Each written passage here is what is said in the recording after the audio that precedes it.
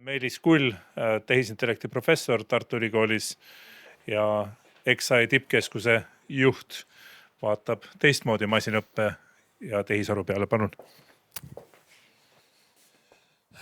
Austatud akadeemikud, head kolleegid, tehisaru, nagu iga teisegi tehnoloogia puhul, on kriitilise tähtsusega usaldus. Ja see ei peaks olema mitte siis pimesi usaldus, vaid see peaks olema väljateenitud usaldus. Ideaalis tahaksime, et tehnoloogia töötaks igal ajal, iga kell, igas olukorras.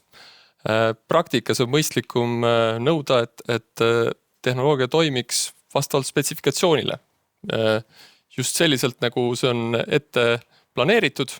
Näiteks sillaehituses, kui spetsifikatsioon on määratud tehniliste normide standardite poolt, siis on sillaehitusinseneril sisuliselt vaja anda lubadus, et see spetsifikatsioonile kõik vastab. Ja siis kasutaja, nähes, et lubadused kehtivad, julgeb ka siis sildu kasutada. Kuidas see on tehisaru valdkonnas spetsifikatsiooniga ja lubadustega? OpenAI sisuliselt ei annagi lubadust, ütleb ChatGPT võib teha vigu. Ja tegelikult ongi lubadusi väga raske anda keelemudelite puhul. Ja see on probleem. Palju rakendusi saab teha ka nii, et selliseid lubadusi ei ole, aga on olukordi, kus on vaja meil tugevamat usaldusväärsust ja selliseid rakendusi meil siis on piiratud keelemudelite usaldusväärsuse puudumise tõttu või piiratuse tõttu. Ja tegelikult on probleem laiem, et masinõppes vead on loomulik osa tööst ja peaaegu vältimatud. Nimelt masinõppe on enam-vähem seesama, mis treening andmetelt üldistamine ja seda vigadeta teha ongi teoreetiliselt võimatu, välja arvatud lisaeeldusi tehes. Vähemalt ja täpselt nii väidab seda teoreem, mida tuntakse ka kui, et tasuta lõunaid ei ole. Nüüd, mida siiski masinõppe saab lubada? Üks tüüpiline lubadus on umbes midagi sellist, et treening andmetega samasuguse jaotusega olukordades on vigu ligikaudu mingisugune määr, näiteks 1%. Ja sellised lubadused on paljudes rakenduses tegelikult just see, mida meil ongi vaja ja mis on piisav. Aga on hulk rakendusi, kus see nii ei ole. Ja paljudes rakendustes tegelikult oleks hea, kui me teaksime igas olukorras täpsemalt määramatuse kohta. Ehk siis, et selle asemel, et mudel teeb tavalise ennustuse, et andmepunkt kuulub klassi 1, annaks mudel ka määramatushinnangud. Ehk siis ütleks näiteks, et klassi 1 kuulumine on tõenäosusega 80%, klassi 2 20%. Ja siis me tahaksime, et masinõppeinsener annaks lubaduse, et olukordades, kus ennustatakse 80% tõenäosusega klassi 1, ongi ligikaudu 80% juhtudest tõesti õigeks klassiks 1. Ja seda nimetame kalibreerituseks ja see on üks minu töö põhisuundasid. Miks on üldsegi sellised määramatuse hinnangud head? See aitab meil teha hinnatundlikke otsuseid. Näiteks, kui meil on haigusriskidele vastav meditsiinidiagnostika valik, siis meil on seda hindadest võimalik lähtuda. Näiteks võimaldab ka vigade tagajärgi leevendada. Kui me võtame isejuhtivad sõidukid, siis näiteks nägemissüsteem annab määramatuse hoiatuse. Näiteks, et on ilmastikutingimused nii halvad, nähtavus halb ja siis saab isejuhtiv auto aeglustada ja sellega siis riske vähendada, tagajärgi leevendada. Mis on usaldusväärne tehisintellekt? Euroopa Komisjon on toonud 7 punkti, mille alusel seda defineerida ja minu teadustöö keskendub siis sellele tehnilise töökindluse ja ohutuse punktile eelkõige ja eelkõige siis määramatuse hindamisele. Mõned tulemused, et peale bioinformaatika alast doktorantuuri asusin enda jaoks uuele alale masinõppes järeldoktorisse Bristolisse Inglismaal ja seal esimese tulemusena arendasime välja meetodi, kuidas tõenäosushinnangute täpsust hinnata ja arvesse võtta mitme mudeli kombineerimisel. selle eest pälvisime ka siis Euroopa masinõppe konverentsil parima artikli auhinna. Teise näitena tooksin beta kalibreerimise meetodi, mis on üks kiire ja tõhus ning teoreetiliste põhjendustega meetod, mille me arendasime välja binaarsete klassifikaatorite kalibreerimiseks. Siin artiklitel kokku üle 400 tsiteeringu. Ja seda rakendatakse mitmetes valdkondades, näiteks rahanduses, meditsiinis, astronoomias. Nüüd mitme kahe klassi pealt paljude klasside peale minnes on tuntud meetod temperatuuri skaleerimine, eriti just tehisnärvivõrkude puhul ja meie tõime välja, et see on, kuna sisuliselt on eeldamas klasside sümmeetriat teataval moel, siis on paljudes olukordades see sümmeetria rikutud ja tegelikult see meetod ei tööta nii hästi, kui oleks vaja ja arendasime meetodi, mille nimeks sai Dirichlet kalibreerimine ja see võimaldab siis ka mittesümmeetrilisi funktsioone kalibreerimisel kasutada. Ja meie loodud uued mõisted tõid ka selgust valdkonda ja on laialdaselt nüüd kasutatud. Artiklil ka üle 500 tsiteeringu. Nüüd natukene suuremat pilti, et kuhu meie töö veel ka nii-öelda selles masinõppe buumis on nii-öelda langemas, et me tegelesime selle usaldusväärsuse teemaga varakult, olles nii-öelda varakult selle olulise teema juures ja siis hiljem on see kõik kasvanud. Siin ma loetlen kokku artikleid vastavalt aastale, mis mainivad neid usaldusväärsuse masinõppe termineid. Seda graafikut lugedes küll tasub silmas pidada, et masinõppe ise on väga suureks kasvanud.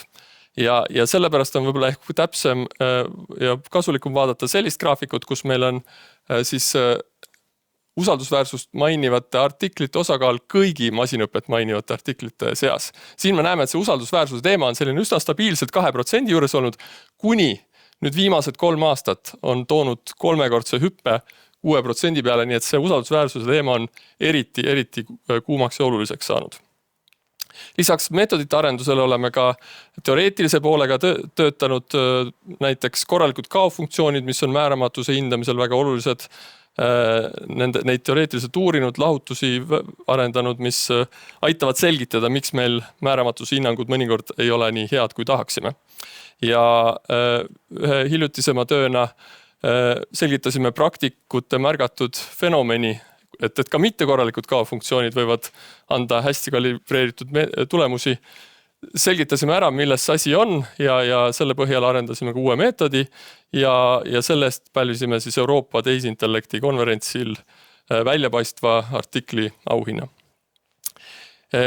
Seda teemat, need senised teemad on mainitud olnud minu enda uurimisrühma töö ja rahvusvaheline koostöö, aga nüüd olen arendama hakanud ka Eesti sisest koostööd, vedasin eest Eesti tehisintellekti tippkeskuse loomist ja olen selle tippkeskuse juht. Ja tippkeskuses on meil 13 uurimisrühma ja katame nii alusteaduslikke teemasid kui ka rakendusteaduslikke teemasid. Pean oluliseks rahvusvahelist suunda Eestis ka arendada ja ise olen tehisintellekti tippvõrgustiku ELLIS liige. See eeldab regulaarset avaldamist tippkonverentsidel ajakirjades.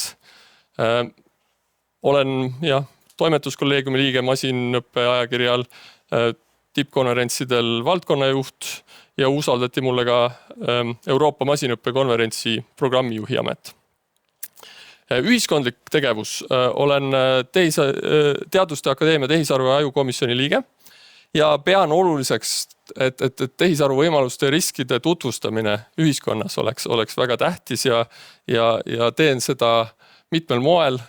Olen esinenud, kirjutanud meedias mitmeid kümneid kordi, osalenud konverentsidel Riigikogus, ministeeriumites, riigiasutustes, teistes teadusvaldkondades, korraldanud ise üritusi, teinud ettevõtetele koolitusi. Ja teadusvaldkonna tugevdamine Eestis on mulle väga südamelähedane ja oluline ja rahvusvahelise nähtavuse edendamine.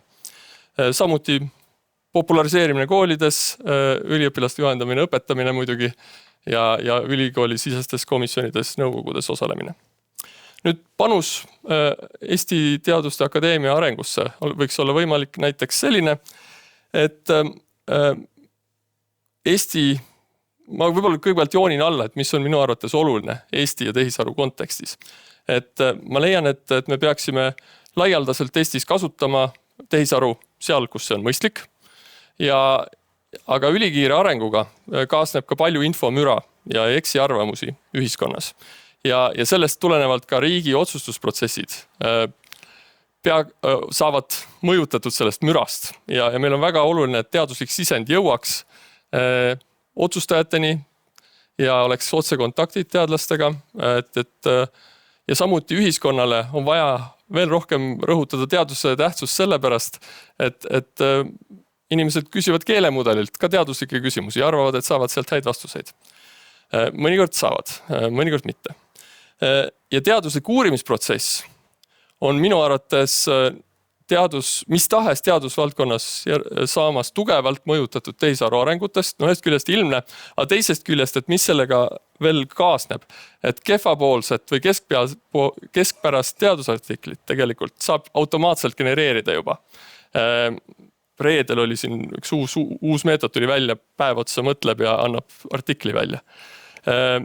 Ja ka granditaotluste hindamine, teadustöö kvaliteedi hindamine, doktorantuuri protsess, ma leian, et kõik need peaksid läbi arutatud saama, sest need on väga oluliselt mõjutatud. Ja lähiaastatel näengi, et akadeemia peaks aktiivset rolli mängima teadushindamise protsesside ümberkujundamises. Siis, kui seda on vaja. Võib-olla täna seda veel kohe ei ole vaja, aga ma näen, et lähiajal see võib olla vajalik. Nii et sellest lähtuvalt ma näen enda võimalikku panust, kui komisjonide liikmena eest vedamas kohtumisi poliitikute, riigiametnike ja ettevõtjatega, aktiivse osalisena avalikus diskussioonis, meedias. Ja kõige selle jaoks on vaja, et me ise teadlastena saaksime aru ja oleksime kursis kogu aeg tehnoloogiliste arengutega. See tähendab, vajab kaardistamistööd, analüüsitööd ja olen seda valmis ka eest vedama. Aitäh! Ma pean tulema siia, sest seal oli kaamera, sellepärast. Ma võtan privileegi, küsin akadeemilise debati kõige olulisema küsimuse. Masinõppe nüüd selle tehisaru põhialuseks, sellepärast me räägime masinõppe tehisaru veidike sünonüümidena.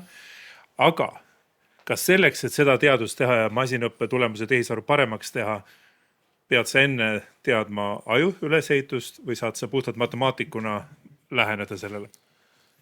Mina arvan, et siin on kõik teadmised tulevad mängu, et asjadest aru saada, et eks mida laiem on vaade, silmavaade ja üldine arusaam asjadest, siis õnnestub iga asja paremini mõista. Nii et kindlasti on aju mõistmine väga oluline, aga ka matemaatika aitab väga palju.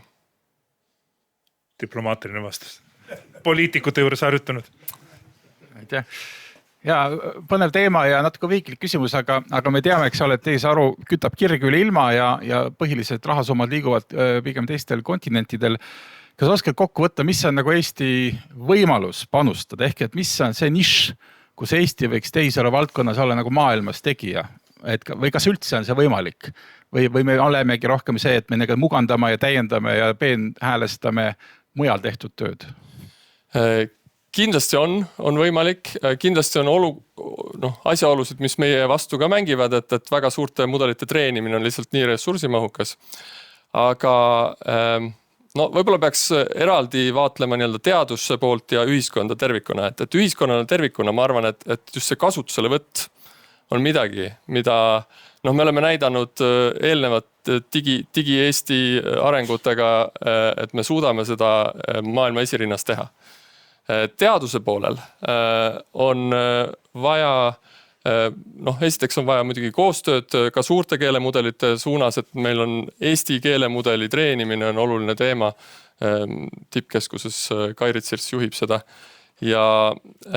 Aga meil on vaja siis võtta see suur platvorm, milleks need nii-öelda alusmudelid, need suured keelemudelid ja muud pildimudelid, mitmemodaalsed mudelid on ja sinna peale luua siis näiteks minu uurimisvaldkonnana just nimelt seda usaldusväärsust. See tähendab, kuidas hakkab see tehisaru ülejäänud tarkvaraga kokku kõlama.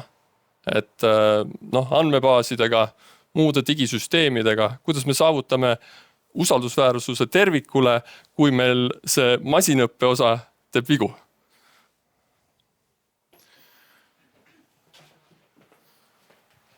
Aitäh, Meelis, et mind väga kõnetas see osa, kui sa lõpus rääkisid, et me peame tegelema teemaga, et kuidas tegelikult need keelemudelid sekkuvad meie igapäevase teadlase protsessi ja ennekõike, mis puudutab hindamist, aga hindamise all me mõtleme ka näiteks tavaliste artiklite retsenseerimist, eks ole. Ühesõnaga kogu protsessi alates kirjutamisest kuni avaldamiseni ja kõik sinna vahele. Et kas sul endal on tekkinud mingisugune arusaam, kuidas me tegelikult saame selles valdkonnas edasi minna, et kas see saab olla keeldude käskude süsteem, sest näiteks Soome Akadeemia, kellele ma hakkan kirjutama varsti granti taotluste retsensioone, ütlesid, et mingil juhul ei tohi kasutada või erinevad ajakirjad, nagu ma tean, on pannud sisse mingisugused väikesed sellised nipid justkui, mis peaksid aitama neil tuvastada, et kas selle retsensiooni või artikli kirjutamisel on kasutatud tehisaru, et tegelikult kuidas me sellele ikkagi pragmaatiliselt ja praktiliselt läheneme?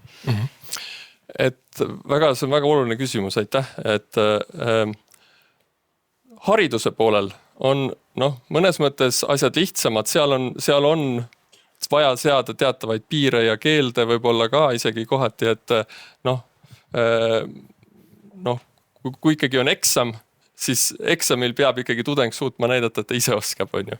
Ja siis ei ole mõistlik tehisaru anda sellel hetkel kätte. Vähemalt enamikes eksami formaatides. Nüüd teaduse puhul.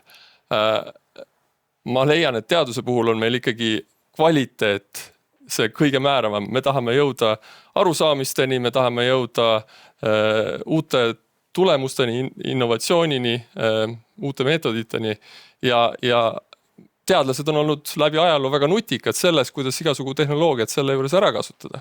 Ja on täiesti minu arust elementaarne, et me peame tehisaru ka parimal moel ära kasutama. Aga nüüd on küsimus, et kuidas see siis hindamisprotsessides täpselt välja näeb. Et ma leian, et kui me suudame kvaliteeti tõsta tehisaru abiga, siis me peaksime seda tehisaru kasutama. Aga nüüd on küsimus, et kas me tegelikult seda suudame või tegelikult meil läheb see kvaliteet pigem alla. Ja praegu on selged märgid kõik võimalikes kohtades, kus ma retsenseerimistega kokku puutun, et kvaliteet läheb alla. Muidugi meie valdkonnas ka eelkõige sellepärast, et valdkond ise on nii suur ja ei piisa retsensentidest, aga ühesõnaga kvaliteet on see, millest me peame lähtuma. Et mass ei kasvata kvaliteeti. Nii see on, jah. Aitäh. Võib-olla kommentaariks Teaduste Akadeemia on hiljuti alla kirjutanud niisugusele rahvusvahelisele dokumendile, kus ta lubab edendada teaduse hindamise selliseid meetodeid, mis põhinevad taotluste sisu ja taotlejad tegelike saavutuste ja teadusmõtte analüüsile, mitte tsiteerimistele, impact faktoritele, kõigele muudele.